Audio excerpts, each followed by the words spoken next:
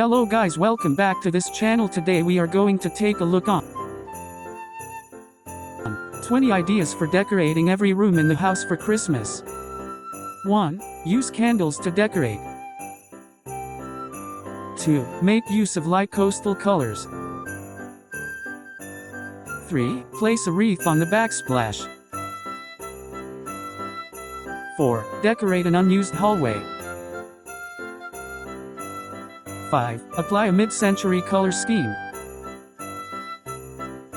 6. Construct a coffee bar garland. 7. Utilize high-quality ribbon. 8. Personalize the bathroom shelf. 9. Experiment with foraged napkin rings. 10. Combine warm metal tone. 11. Dress the headboard. 12. Observe the Nutcracker Ballet. 13. Cuddle up in the reading nook.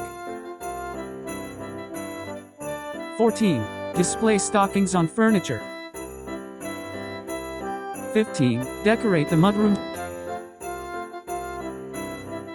16. Experiment with boho-style wreaths. 17. Place vintage vessels. 18. Select a mascot. 19. Decorate the windowsills. 20. Create stars out of paper lunch bags. Don't forget to subscribe.